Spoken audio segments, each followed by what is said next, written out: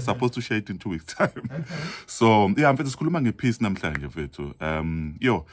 Yazi vuma mfethu ngeke ngabhala incwadi where I shared the story that I'm going to share now. Kwake kwacelakala i-competition kwenye indawo mfethu ukuthi abantu abadwebayo abadwebe izithombe that depict ipeace, ukuthula, tranquility. Kwacelwa wonke umuntu odwebayo kuleyo ndawo ukuthi sicela nisubmit izithombe because sine competition. Le competition kufanele iveze ukuthula. Kuthiwa abantu abaningi abangenele competition mfethu besubmit izithombe zabo babedweba mfethu amadamu mfethu you know that peace, you know. Abanye mfethu bedweba mfethu ibhakabhaka mfethu egqame kamnandi namafu mfethu ubone ukuthi wow, this is beautiful. Abanye bedweba mfethu utshani nezimbali. Yabo nje izinyoni indiza mfethu, you know. Leyo ndawo mfethu kwaqoqwa kuyona izithombe kwagcwele lezi izithombe kanjalo. Kuthiwa kwabonakala mfethu isithombe esisodwa mfethu esadida abantu abaningi. Isithombe lesi sinamagagasi amakhulu. Wow, ngikhuluma ngegagasi. Samagagasi amakhulu mfethu, you know, kunestorm, you know. Like mfethu isibhakabhaka mfethu si-grey, you know, when there is a storm. Yabona mfethu sathusa abantu abaningi ukuthi hayibo uzwile kodwa lona ukuthi kudingakalani kule competition because kuthiwa sicela nidwebe ngepeace. Kwakhona amagagasi amakhulu that were bashing against mfethu the amadwala, the rocks, you know. And then mase kuhlungwa mfethu leso sithombe saba number 1, you know. Kwadideka wonke umuntu ukuthi hayibo bafethu akwazi ngoba manje lana bekuthiwa kufanele kudwetshwe ngepeace. Why lona ewinile?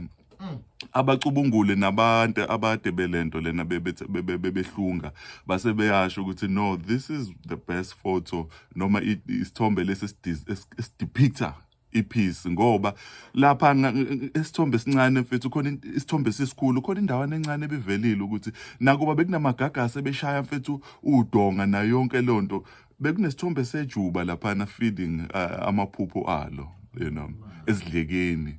While there's this noise, while there's this storm, kunesphepho nakho konke kodwa kubonakala ijuba lapha elincane elihleli esidlekeni lifida mfethu amaphupho. Okwesekuthiwa ke this is the isithombe esiwinile ngoba the true depiction or definition of peace ukuthi xokozela around you kodwa ubonakale unokuthula.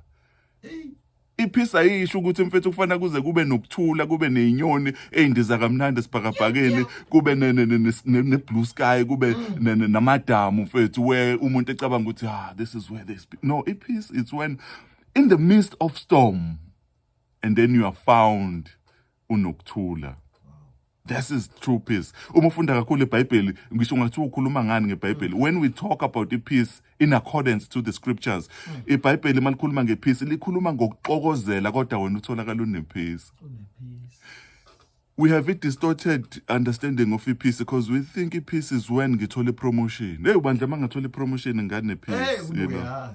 Hey yazi mfethu ifamily yami mfethu ngendlela abangangifuni ngakhona yazi mangathiwe ekhaya kuba nokuzwana ngane peace, you know.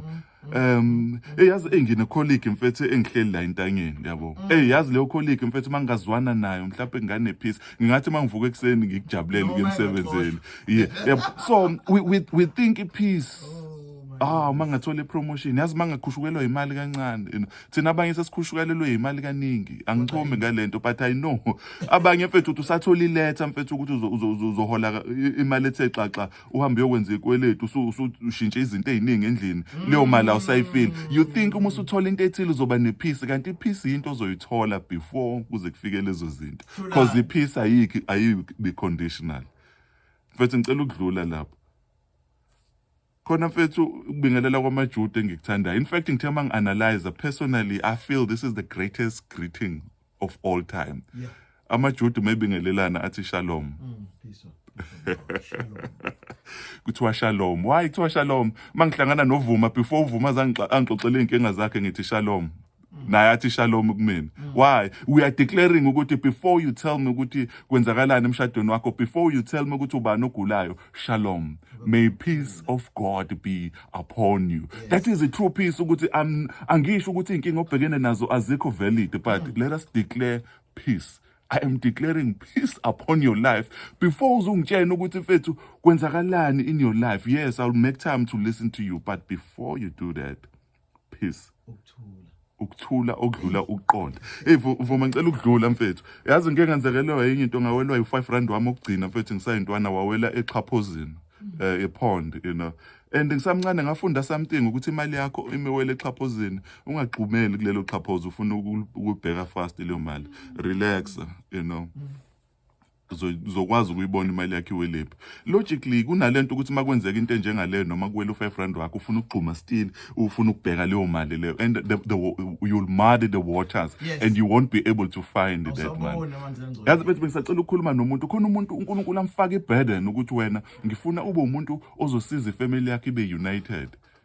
These people mfethu they are charging with the passion ukuthi I want to change ifamily yasekhaya, but njalo umuntu uzama ukushintsha ifamily yakini kuba nokuxokozela kini mfethu. Why kuba nokuxokozela kini? It's because God cannot use you until you have the peace.